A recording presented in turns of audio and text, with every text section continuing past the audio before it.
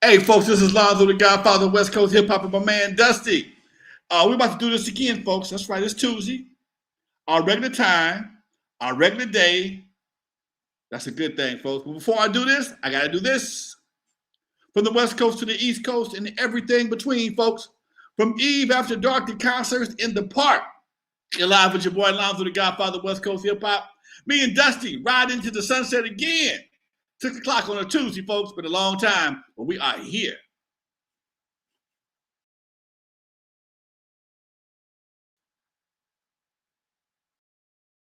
All right. What's up with you, Doc? Lonzo, what's good, my man? Man, it's Tuesday, 6 o'clock, end of the month. It's all good. I can't complain about it. Yeah. Can't complain Summertime about is over. Holidays are right around the corner, man. I'm feeling good. It's cooled down. Man, we didn't really have a hot summer this year. Nothing, man. It wasn't hot, huh? Usually by September, we be catching hell. But we had a few warm days. You know, my cousin on the IE always complains no matter what time it is. But for the most part, man, we kind of got by a little unscathed this year. Yep. Well, shout out to the chat fam. I see everybody starting to trickle in. Let's get the ball rolling, man. And before we do that, I want to tell everybody to hit that like button if you haven't already and get comfortable. You're in for a good show.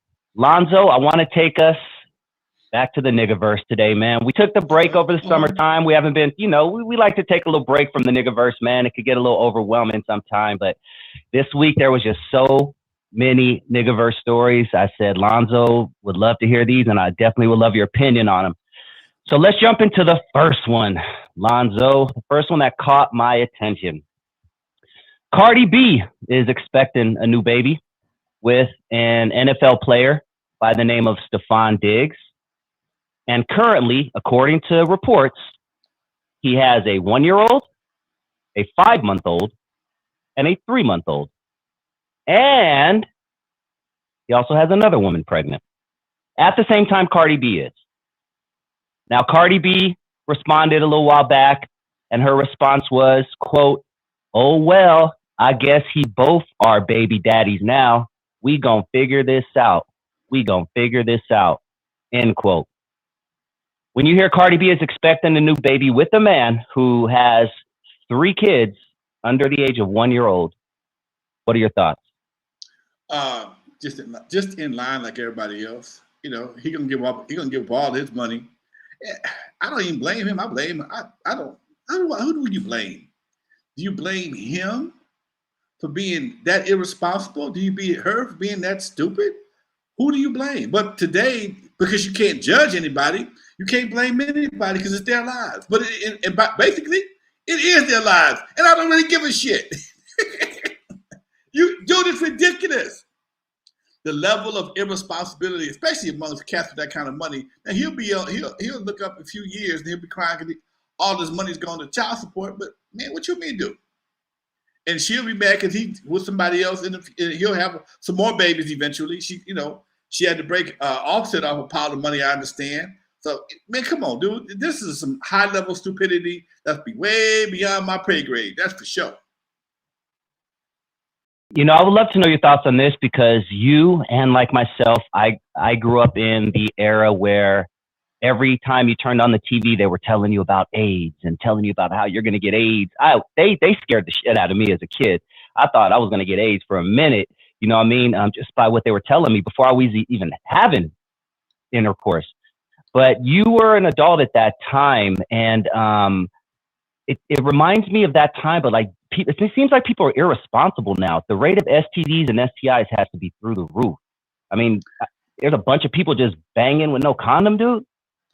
You know what, man? Cardi B, the football player, they're all clickbait. They're all internet sensations. Everything they do creates content, put eyes on social media, whether it's Facebook, TikTok, Instagram, whatever the case may be. And the social media platforms have programmed us to accept any and everything just to get our eyes and attention. And whether it be, if she has a disease or whatever the case may be, it'd be another story. But at this point, she got a baby. I mean, it was like a third or fourth one already? Fourth one. Yeah, fourth one. He's on number 3. He ain't stepping up as a daddy. He's busy out passing out sperm packets like it's flyers to a party. And dude, I mean, it just shows you no matter how much money you got, you still get to be ratchet. And that's what I think. That's one of the things. I think that's one of the messages that's been promoted in hip hop for the last 15, 20 years. Especially when you see shows like Housewives and other growing up hip hop and other shows that people have attained success in various ways and make millions of dollars, but they still maintain this ghetto, low vibrational attitude about life and responsibility and whatever the case may be. That it's just stupid to me. I'm sorry, Doc. I can't fathom this shit. Well, let's go to hypothetical world, Lonzo. Let's pretend that you are Cardi B's father. Something tells me she didn't have a father growing up. I don't know anything about her come up, but my guess is she didn't have a father growing up. If you were Cardi B's father right now, 2025, what are we, September 30th or whatever? Yeah. What advice would you give Cardi B as her father? Close your damn legs. Close your damn legs, girl. You got enough babies already. You out there dancing pregnant. You out there doing too much. You can't. First, I will say I'm sorry. Whatever I didn't do for you that got you the way you are, I apologize, baby. I'm so sorry. I don't know what I did or didn't do to or for you that would make you be this irresponsible. I don't know. I would apologize to her. I would try, if she would accept me into her life, I would try to give her some guidance. But you know something though? Just because she got a dad don't mean it's a good dad. You know what I'm saying? It's just because you got a dad don't mean it's a good dad. Your dad or your mom, your parents can be some of the worst things in your life depending on how your life has gone. And I understand, my understanding, what I've read, what I've heard, he wasn't the best dude in the world. But still, people look at you because you got a lot of money. You can afford it. She can afford nannies. She can afford to do whatever she want to do. And for the most part, she pretty much can, as far as I can see. But why would you? That's like buying a car you can't drive. Why would you buy cars you can't drive? You have a driver's license. Why are you just buying this for the gram? Come on, babe. It makes some sense. And I think that's not only a dad situation. I think that's just people around her. That's not people will get around a celebrity, and to stay in their proximity, they will let them do any and everything they want just to stay on their good graces. There's nobody that's really pulling her chain. Hey, babe, you know what? You might want to back up off her homeboy. I'm quite sure these babies he have right now ain't no brand new news. They just came out new. They just news to us, but I'm quite sure she was aware of something or somebody around her knew, and she's just another baby mama. And sometimes, man, people start to fall off a little bit or slow down, and they don't have anything else to go to but something else. That's sometimes guys go to fighting, girls go to having babies by people that that are I can't say undesirable, but maybe irresponsible, and that makes for good content. That's all we talk about, baby. It's content. It just became content for our show. Let's go a little deeper, Lonzo. What are your general thoughts on the terms baby mama and baby daddy? There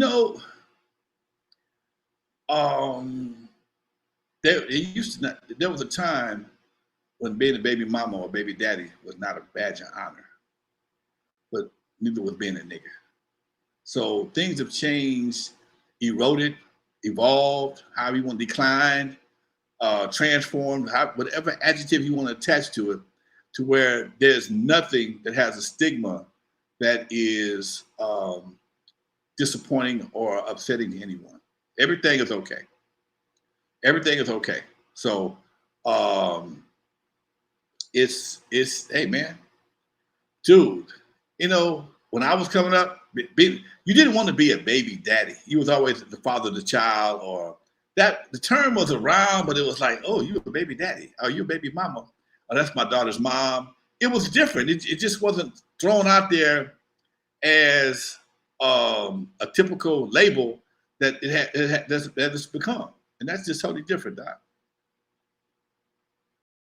Now I know we're playing hypothetical a lot tonight, but this is a good way to give out that game, that grown ass men enlightenment. If you had a daughter who looked up to Cardi B, what would you tell your daughter? Baby, find you another role model, please. Please find you another role model. I know she got a few dollars. Her upbringing, her road to success has not been one that would make her father proud. She started off being a stripper. She was robbing folks. Just everything I'm saying, she said it herself. She would rob cats, the whole 9 yards. In fact, when I saw that movie that her and Jennifer Lopez was in, I said that was Bill Cosby. Anybody else, any other male, they'd go get arrested for that shit. But they didn't do nothing about that. Find you another role model, baby. There's a lot of sisters out there that may not be as rich as her, but their path to success and their lifestyles are much less hectic. And I know when fame comes a lot of attention. Well, that's what fame is. But still, you don't need the negative attention just to survive. And that's what I would tell her. Don't thrive with a negative attention. I mean, I remember when she was when the campaign, they had her talking to Biden. Was it Biden I think she was talking to? And I'm like, maybe Harris? No, this is when Biden first ran the first time. Oh, okay, gotcha. I'm like, why is she a representative of anything political? Why?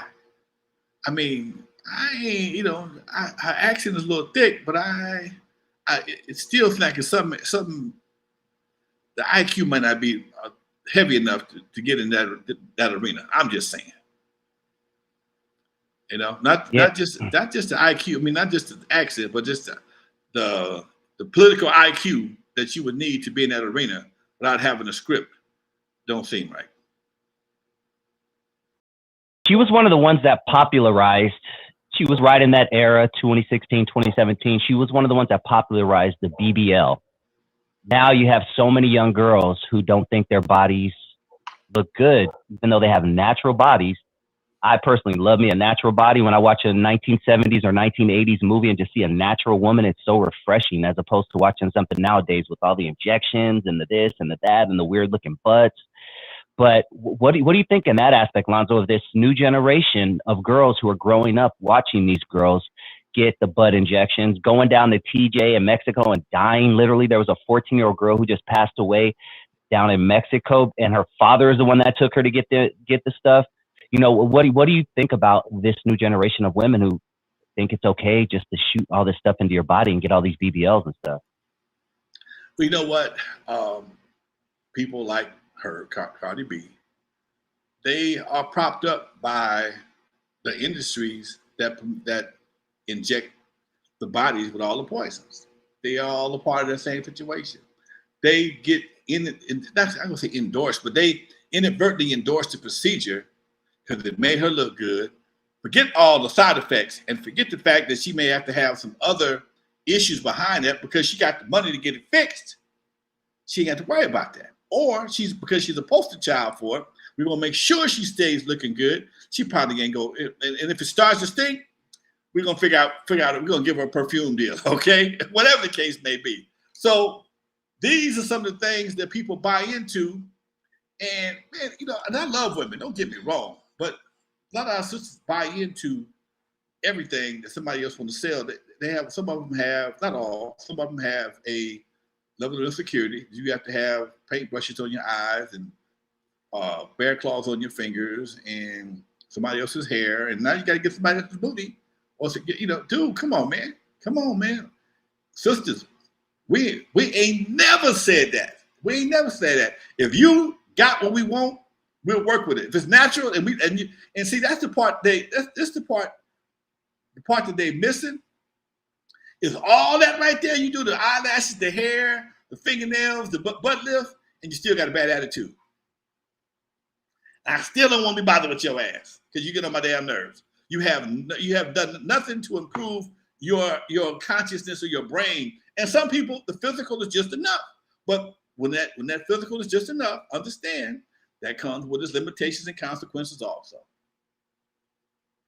When you get tired of looking at your butt, when you take them eyelashes off, and the day you got to go get your hair done, or the day you hang your fingernails on, and you look like a whole different character, and you still talking shit, oh, we got a problem. I have a theory that women do all of that for other women, not for men. Ain't no I've theory, never heard a not man fact. say, that girl would be so much more fine if she had long ass eyelashes.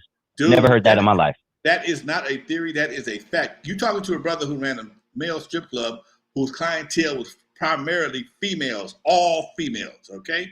And I have seen women come to the club just to floss on other women. And I've seen women who got flossed on whoop somebody's ass for flossing too damn hard.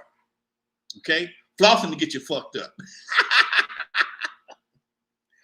I don't care what Kelly. I don't care what color your bottom of your shoes are, bitch. I'll beat your ass. Hey, purses, man, come on, dude. Could you imagine brothers having to have a $30,000 wallet? I need a $30,000 Nope. wallet, huh? Yeah, so all these accessories, and this is one of the things that a lot of brothers are being faced with on a regular basis, and some of them are being waking up to this phenomenon as well, is that women come with so many accessories: hair, nails, eyelashes, waxing, clothes, purses. You can't afford yourself. You need a sponsor. You need a sponsor. And you ain't mentioned about no food, no basic, no insurance, no rent. If I got to do all that and above, what the hell do I need you for? You're expense. You are expense that I don't even have. The average brother get his hair cut, maybe get a pedicure every few months. We low maintenance is all outdoors. Feed us efforts and leave us alone. We're pretty good. Okay? Oh, my car's clean, my house is clean. We're pretty low maintenance, but I gotta do all this right, and you still understand the dilemma of today's man, today's young man. I do all that: the hair, the nails, the eyelashes, feed you at the best restaurants, put a ring on your finger and say you my wife, and at some point in time, without any indication whatsoever, you can say, I'm tired of this. I want half. I'm finna go. I want my half. I'm finna go. Huh? What did I do? Nothing. I'm just tired. I want my half. And so many brothers are dealing with that. Me and my partner had a conversation about this just Sunday. Same conversation. Talking about one of his buddies had what he thought was a great marriage, 4 kids, big house. He got temporarily sick for a minute. My wife said, "You know what? I'm sorry you're sick, but I'm leaving you and taking half our shit, and the kids." He was sick, and somewhere I know I heard it before. Somewhere in that contract it says sickness and health. Well, that don't really mean nothing, okay? To a lot of people, that don't. And not everybody, but to some folks that don't mean nothing. But when you have the option on a whim, say, you know what? Yeah, I don't want to do this no more. Give me my half. I did my 10 years. I'm still in my early 40s. I can go get somebody else to pick up the slack, or I can live my life the best way I possibly can on my own. Dude, brothers got it bad. We all got it rough. I'm just saying. But young brothers, you want all this. You got women giving you invoices. They say, hey, cash at me $500 for my time. Cash at me $200 for my time, and then still feed me. Cash me $150 for my babysitters, and then we got to go to a nice restaurant to go kick it. And you still might not get none, or you just may be another cog in the wheel. You just may be a cog in the wheel. I don't know about this.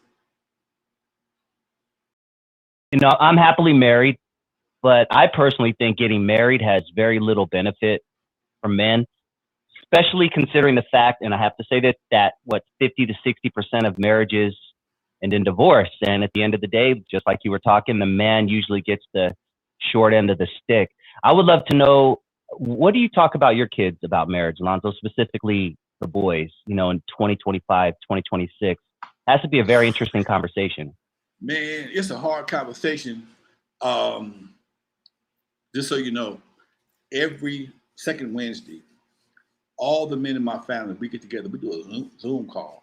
It's growing every week. We do a Zoom call. That's dope. Wow. We do a Generations of Gentlemen. That's what we call it, Generation of Gentlemen. And I kind of lead it. My other cousin. Here I am, 68. I'm the senior of the family. I'm the senior male of my family, of my clan right now. Okay, it's me and my other cousin. We are it. All our older cousins have passed on, so they look to us for information and guidance. And so I can't get to everybody on a regular basis, so they don't come on the podcast because everybody got their personal problems.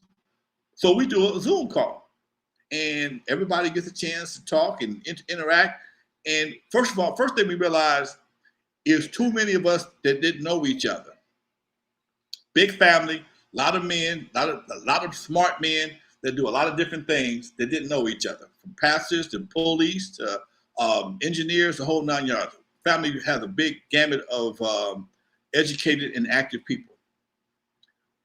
Second of all, we had a few conversations, and we realized that everybody kind of has the same problem when it comes to, not everybody, but a good percentage of them have the same problem with their female counterparts. And to have somebody to go to and have a conversation, just to be able to feed off of another man's opinion, or just be able to share those thoughts, man, it became a serious therapy session. And as sometimes I'll just step back and let my nephew, who was a real therapist, hold the conversation, conduct the conversation. And by doing that, man, I hear a lot of stuff that I've felt over the years, and to try and compare, not really compare, but kind of analyze what I've gone through compared to what they're going through. It's amazing. A lot of things haven't changed. You hear a lot of regret. People who married for the wrong reasons. There's a lot of regret. And sometimes it's just sad, man, to see guys get stuck in situations that it's going to take them 18 years to get out of. And you can't, it's hard to tell somebody what not to do when they enjoy doing it so much, especially when you're young. I try to tell some of my close people, man, you might want to wait on that. Oh, man, okay, man. Now I can't tell you nothing. But when you go through it, now you want to hear what I got to say. It's like anything else. Brother, I'm going to get this sag. I'm gonna flip this 8-track into this, blah, blah, blah. Bro, leave that alone. But I could buy this. Bro, leave that alone. Now you caught. Man, what should I do? Nigga, well, I don't know about this part right here. I can't help you with this part. I tried to tell you that 4 steps ago, homeboy. Before you got to this part, I tried to keep you from going here. I don't know about this part. You got to figure this out for yourself. And that's the same thing with some of these relationships, Doc. You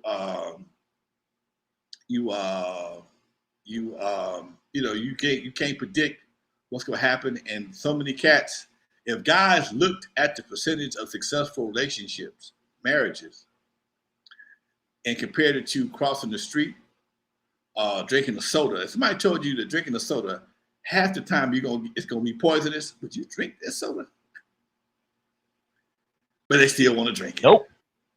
If somebody told you half those sodas would be poisonous, you would not drink that soda. Okay? So, hey man, that's my analogy. And so many guys have realized sometimes they listen and they get it early. And understand this. Every relationship ain't bad. It's just sometimes when you make relationships, everybody's not in a relationship for the same reasons. Everybody's not into it for the same reasons. Guys sometimes get into it because she's a pretty girl, blah, blah, blah. And some girls think because she's pretty, you owe her something. I don't owe you. I loved you, so I put a ring on it, okay? But that don't mean that I'm indebted to you forever. But some guys feel that's the way it is. And some people are like, hey, we a team. Whatever you do, I'm doing. I got your back 110. So depending on what your situation is and how you defined it in the beginning, that's where it's supposed to roll. And if it works for you, fine. Sometimes it don't work. And then you got the one the one hidden element that people always overlook, including the law. Sometimes people just fucking change.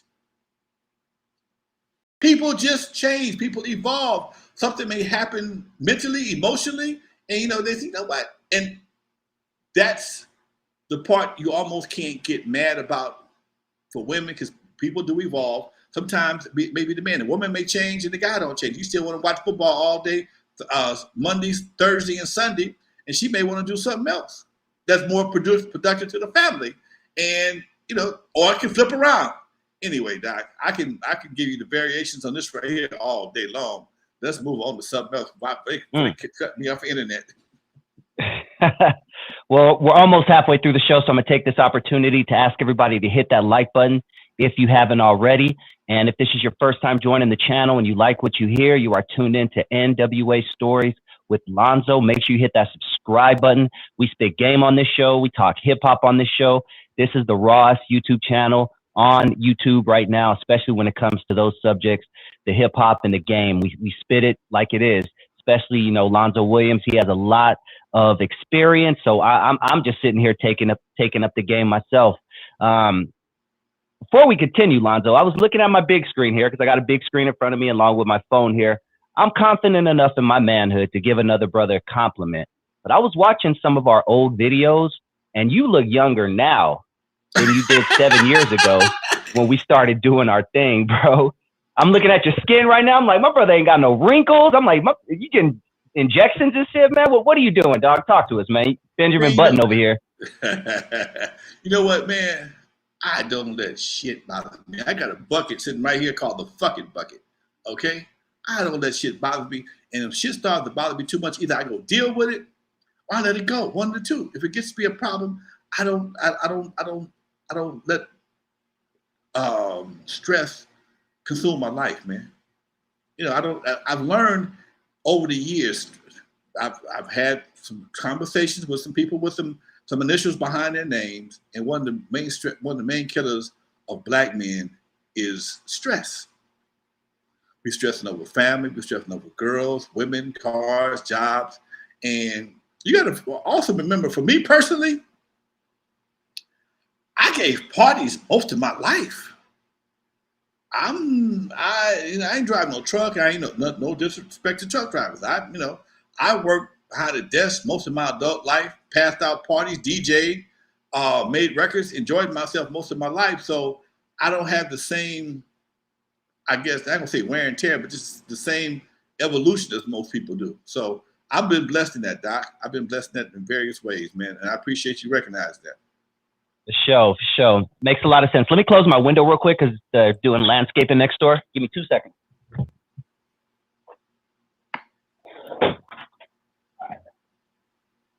All right, cool. All right, let's continue, Lonzo. We're going to stay in the niggaverse this week because there's some important stories that I think you could give some game to. You've already broke it down with the Cardi B thing. Let's move on to another big story.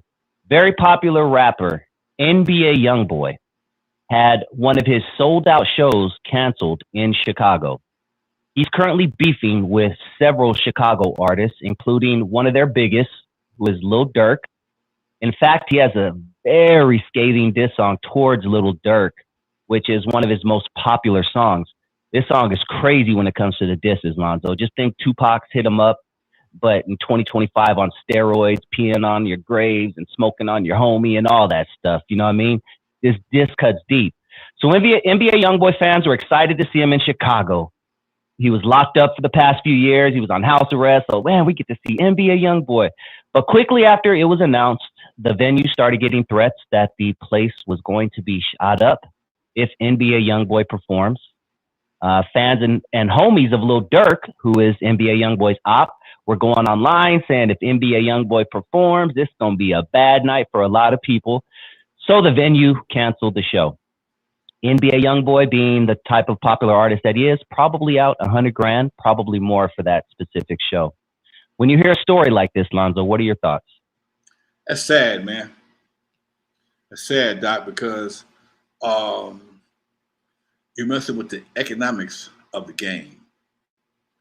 If somebody has the audacity to call and threaten an event and have the influence and as an event, I'm sorry, as a venue owner, I got to go on both sides of this one, Doc. As a venue owner, running nightclubs, doing concerts, I appreciate the heads up. Because nothing's gonna affect you more than your event to get shot up. Nothing's gonna have more of a negative impact on your business, whether it's an arena, nightclub, theater, restaurant, to get shot up. Okay. On the other side, as an artist, as a businessman, man, why y'all messing with the money? Now I understand that for whatever reason, these new brothers feel that disrespecting a man alive or dead is the ultimate of whatever, okay? And nobody cares, but nobody's talking to these brothers about how this is going to affect them, because just because they don't shoot up the building don't mean they won't catch you out on the street someplace. And that's the part that's stupid. You're building your whole careers off of disrespecting people to their face and their loved ones. How do you do that, man? Is the allure of likes and follows and social media, and this is the problem with social media. This is the problem with social media. Social media will not regulate that kind of stuff. Now, if you was talking about doing that to a non-melanated show, oh man, it'd be all, if you on the internet talking about doing that same thing. Trump be sending the National Guard to that show. Come on, man. As Chris Tucker say? Come on, man. If you was talking about doing the same thing to a non-melanated show, man, dude, come on, man. It would be a whole different scenario. That's crazy to me. That's so true. You just broke it down. That's a whole nother scenario, dude. Oh man, the Fox News, the Proud Boys, everybody would be out there protecting that artist. Okay, if somebody was, dude, the FBI would be involved in on the internet tracking them down. Of course, they'd be on there tracking them down. If you're talking about 100%, because basically this would be the biggest story in the country. If Garth Brooks's concert, somebody called in and said, "I'm gonna shoot that Garth Brooks concert up," it'd be the #1 story in this country. And don't let it be. If whether it was black or white, it's gonna go up. But don't let it be cross melanated. What I mean by that, somebody black, somebody white. Okay. But if the fact that artists today are building careers, are trying to build reputations for being so disrespectful, that's where the problem is in this whole new media situation. Like I was about to say, see, the internet don't take no responsibility for nothing, because you allow that to happen on your platform. You can't say the J word. You can't say a lot of words. You can't make threats, but you can send somebody a Instagram or a TikTok and put all kind of threats on it. That's how they communicate. That's how they communicate. Put all kind of threats on it, and as long as they melanated, anybody gonna say nothing. Because see, you got to understand, I said it before, I'm going to say it again, just for those in the cheap seats. If the internet cannot decipher between negative response and positive response. All they know is numbers are going up. As long as the numbers are going up, that means you got more eyes on this content. You got more advertisers get to see this content, and that the value of the content goes up. They don't care about the people, the after effect or the consequences attached to the situation. They don't care about that. They know that at some point in time, if it gets too bad, Trump gonna send somebody down there and gonna lock all y'all up, if not shoot y'all. They already got Chicago. They already in Chicago. I know they was in Tennessee. They stole the tank in Tennessee already. Memphis, Chicago, Portland's next. Portland's next. So they already looked, and this is, and mind you, that the venue, I want to bet you everything I own, the venue is not owned by us. So you messing with big money, boy. You messing with major money. Major money. Do you know the venue at all? No, but keep talking and I'll look it up. Look at the venue, and if it's an arena of some sort, oh my God, come on. Oh, it was definitely an arena, faux show. Okay, okay. So if it's an arena with some basketball activity, some hockey activity, or anything like that takes place, you think they're gonna let y'all mess that up? They would run all United y'all. Center. Come Yep, on, the man. United Center. That's one of the biggest. That's where the Bulls play, ain't it? Yep. They're not gonna let y'all tear that up. And this is and what's gonna happen at some point in time. Somebody gonna not make the phone call, and it's gonna be a problem. And then y'all gonna be on the internet hollering about, man, why we can't book no shows no more? They stopped booking us because man, we can't eat. We can't eat. That's why you can't eat, fool. Y'all stupid. That's why you can't eat. It ain't happened yet. But at some point in time, because first of all, hip hop shows are already oversecured and overinsured.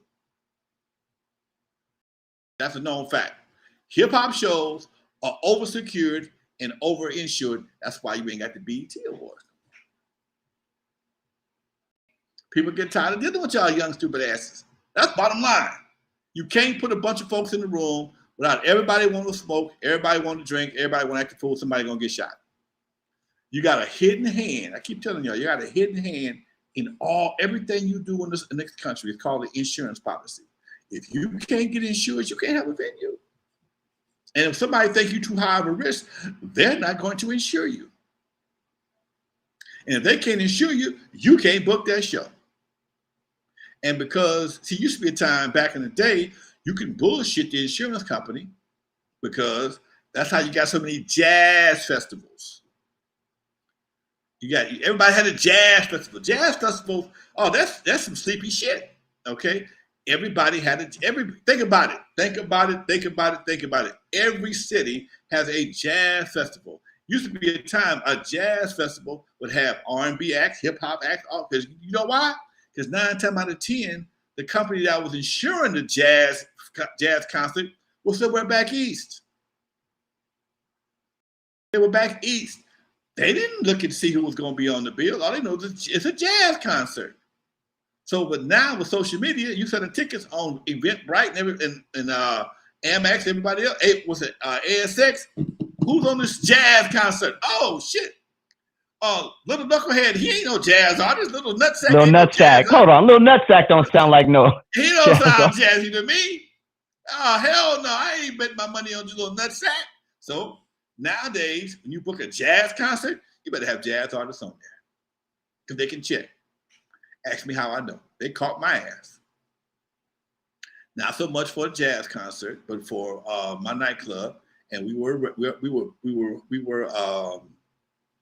registered and insured as a supper club with a dance floor and piano bar, and we advertised not Mel Exotic, the bottle service. They looked at, oh, we not fucking with y'all. My shit went from 5,000 a year to 22,000 a year. Tell me how. I'm telling you what I know. Because the internet has not only leveled the playing field, but it also has changed the game tremendously. So somebody in New York, somebody in Massachusetts, wherever they insuring your ass, they can look on the internet and see what you represent. It goes, and think about the same thing goes to ladies and gentlemen, as you on the internet doing duck lips and showing your butt on the internet, your Facebook page can keep you getting hired or get you fired. Same thing, same principle. They know how to find you now. The same thing when you go to court. They look at your Facebook page. Oh, he been carrying guns. She been selling ass on the internet. She got an OnlyFans page. How she gonna cry certain words? Okay, come on, man. Y'all ain't thinking. Y'all think everything is supposed to be posted. Bullshit. Yep. Everything ain't supposed to be posted. Everything ain't supposed to be posted.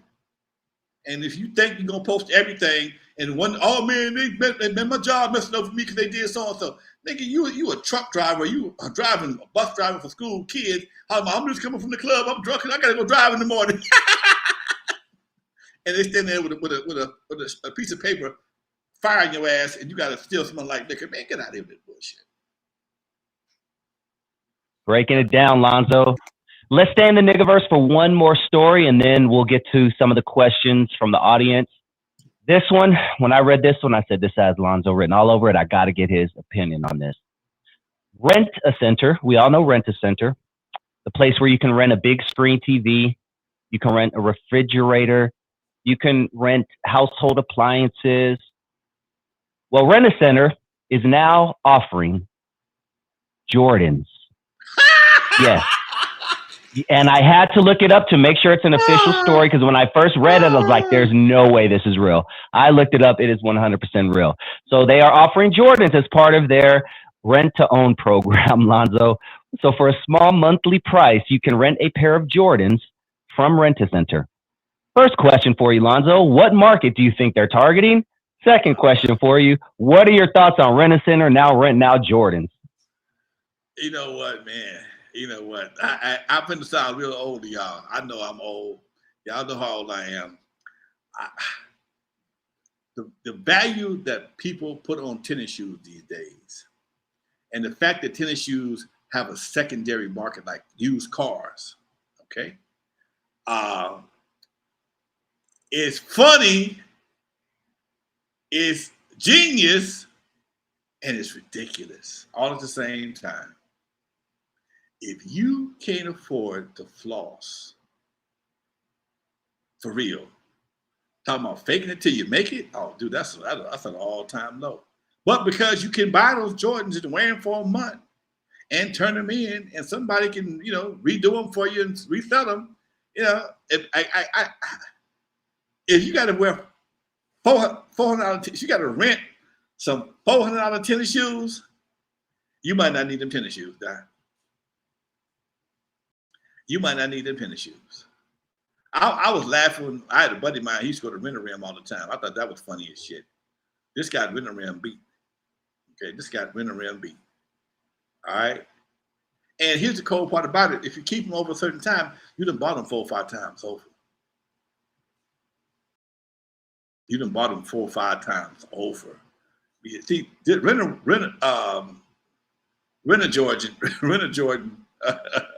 Renegades, okay? Renegades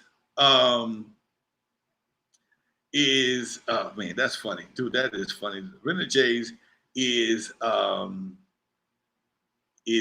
exactly like renting a refrigerator. Oh, I'm sorry.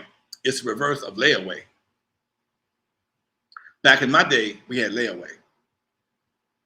You can go to the store, put some money down on some shit, pay it off until you pay it off, then you're gonna get it. But by the time you get it, it might be out of style. Your shoe size may have changed. It may have changed. Hopefully, you got it out within 90 days.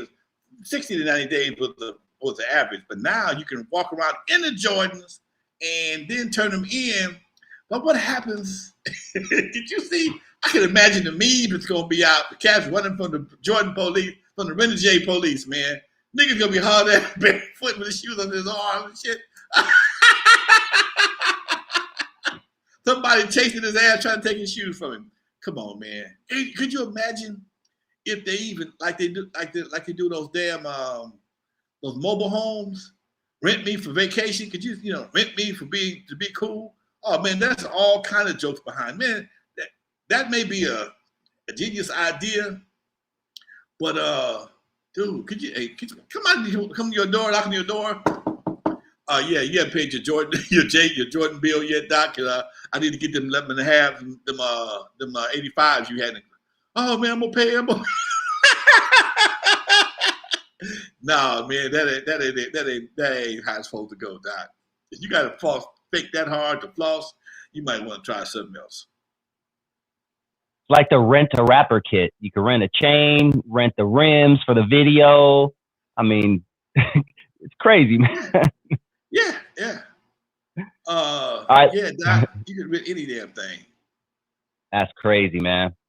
Take me back to the mid '80s, Lonzo. Let's keep it on Jordans for a little while.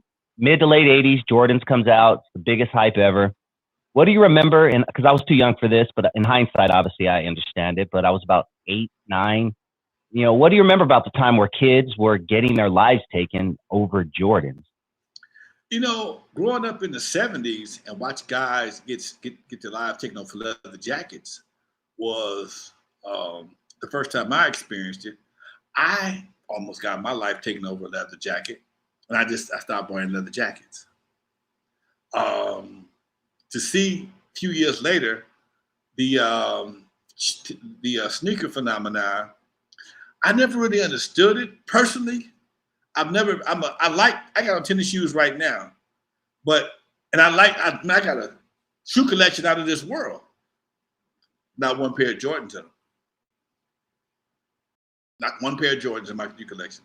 I have at least, I just gave away 15 pair of shoes in the past 90 days.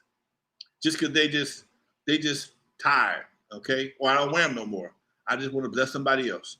I still got about 40 pair of shoes. Cowboy boots. I wore cowboy boots before they were cool.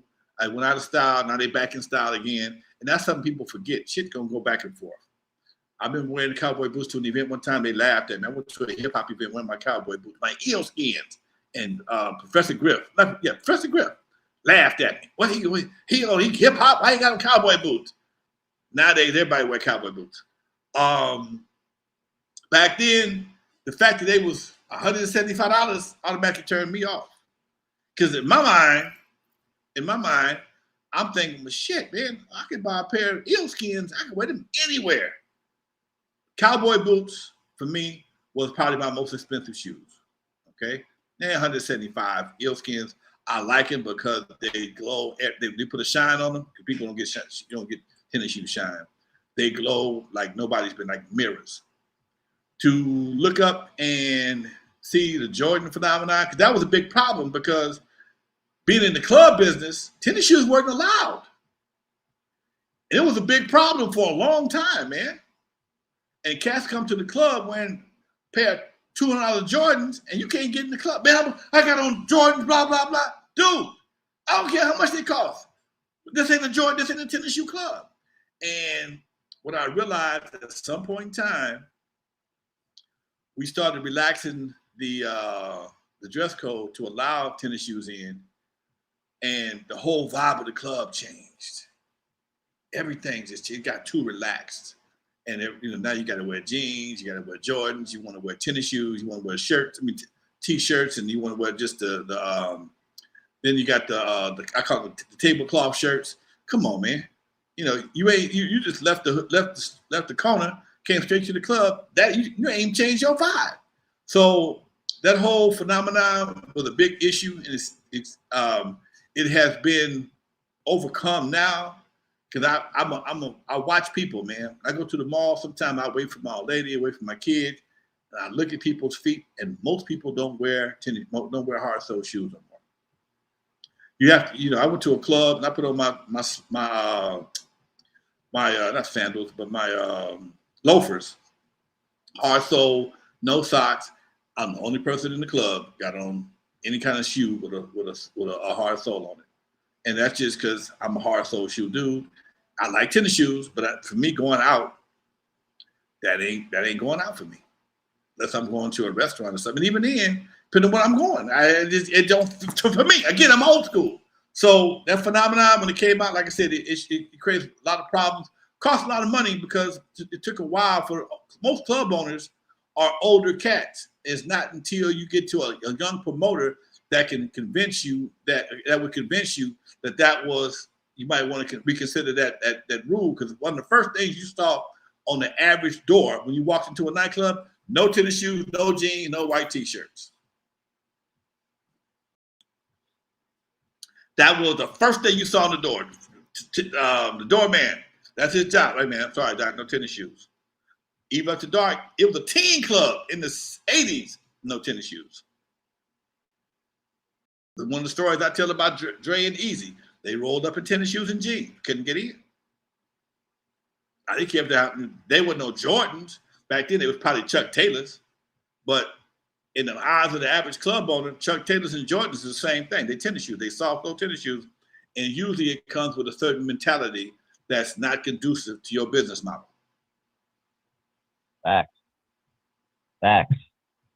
All right, so we got about 10 minutes left, Lonzo. I would love your thoughts on this. Someone in the I'm So Compton Facebook group. Shout out to the I'm So Compton Facebook group. I'm pretty sure you and I are both members of that group.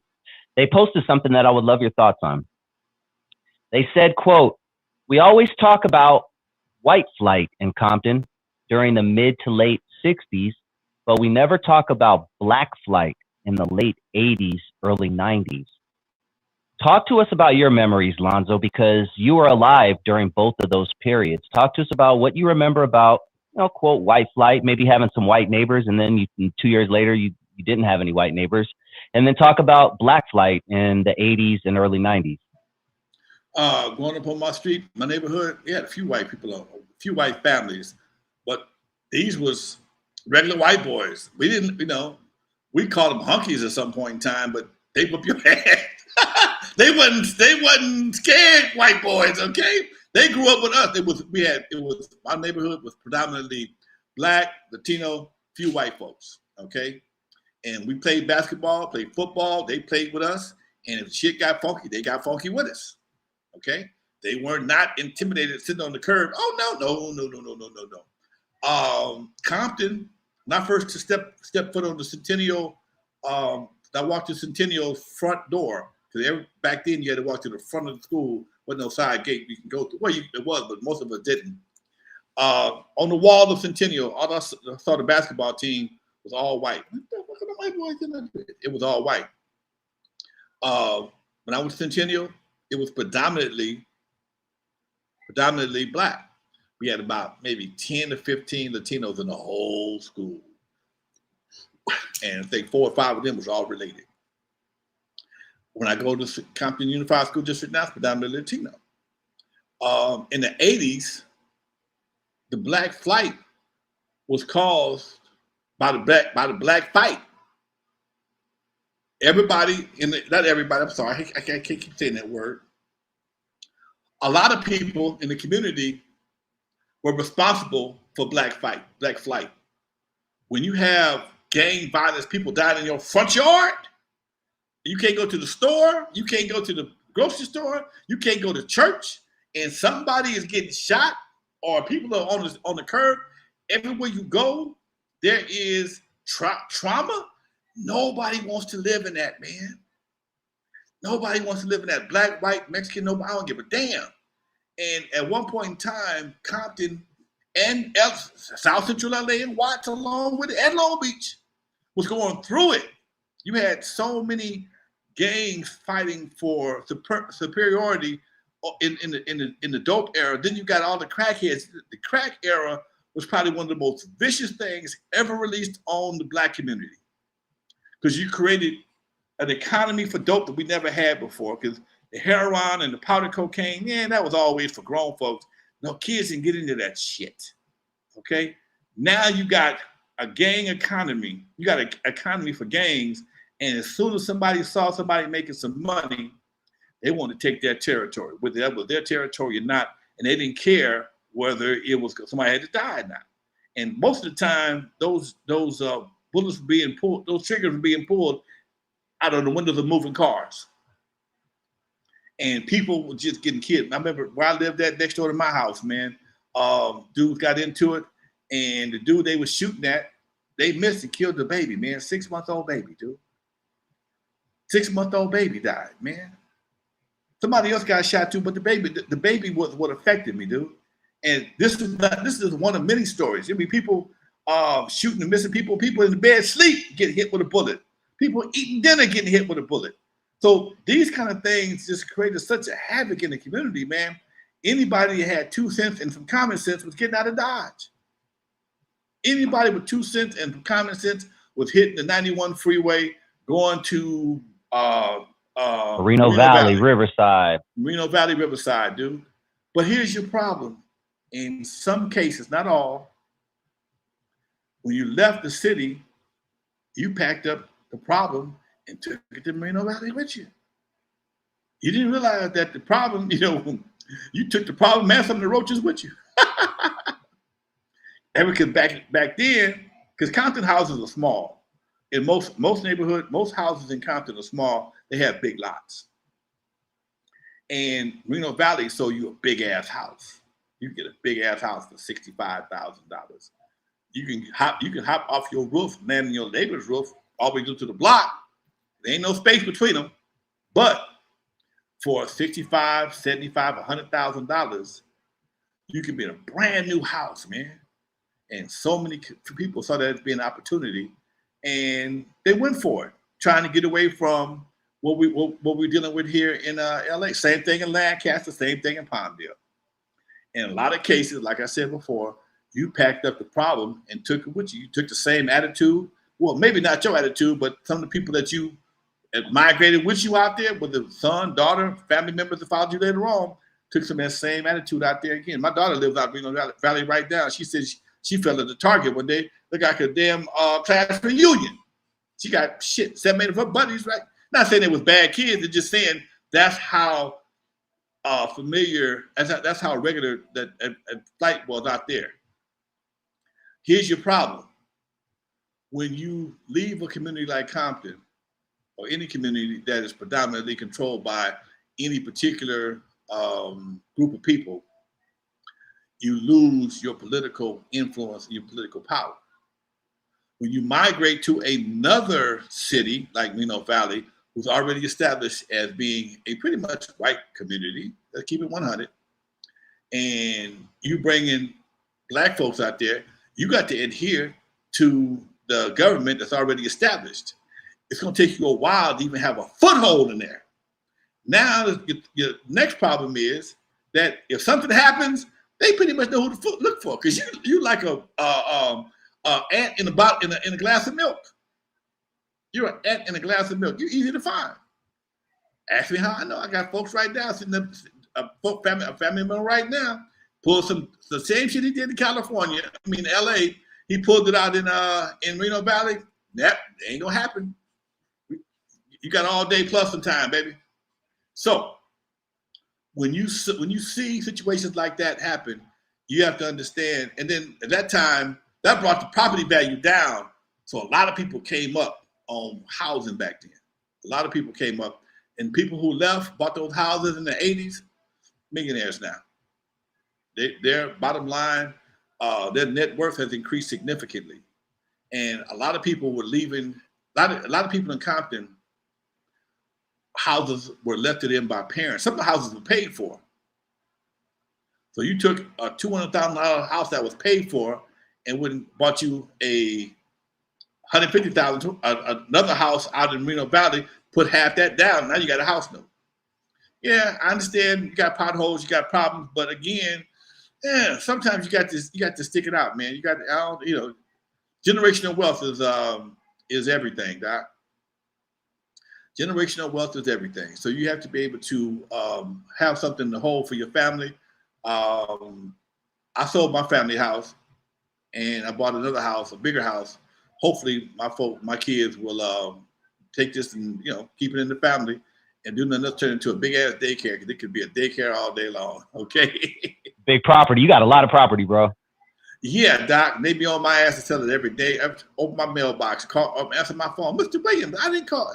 Cause you like, no, leave me alone. So that's when I turn into old man Williams. Leave me alone. Don't call me no goddamn more. Mark my words, in 10, 15 years, Compton is going to be gentrified, and you're going to be happy you didn't sell that home, man. My sister, she lived over by the SoFi. Her property is about half the size of mine, and is worth, damn it, man, I don't say twice, but a bit more than mine, because of the potential gentrification. Okay. She's out there for Crenshaw and I forgot what it is. Right there by Penn K. I could walk from her house to the SoFi. Go up the block, bust a right. I'm at the SoFi in 20 minutes, walking. Okay. And they be on her ass. Her mailbox, they knock on the door, phone calls. And we talking about $1.7 million. $1.7 million. 3-bedroom. And my lot, I could put her house on my lot. Easy. 3 times probably. Yeah. And I'm barely looking at a meal, if I'm looking at a meal. So anyway, Doc, that's what we're dealing with. I don't hear you. I can't hear you. My bad. I said the hour flew by, man. I soaked up some game. I hope everybody out there got to soak up some game. I appreciate shows like this. Any last words before we hit him with that outro, Lonzo? Oh man, just look for me in Clientele November 15th at the car show out in Point Fermin. I think it is in San Pedro. We'll be rocking with my man, the original gangsters, original West Coast gangsters. I believe Bill Walker and the crew doing the big car show. We're trying to come bring it back, baby. Trying to bring it back. Beautiful. Hit him, man. All right, folks. For those who never heard of me, I'm the first one to put Dr. Dre into surgery. Stuck Ice Cube in the freezer till he got cold on the eve after dark, 50-yard line at the Super Bowl. In the movie Straight Outta Compton, they played me like a hater of rap. Don't believe that Hollywood bullshit because it was all cap. My history goes deeper than you will ever know. Just remember that N.W.A. stands for not without Alonzo. Peace, y'all. We out.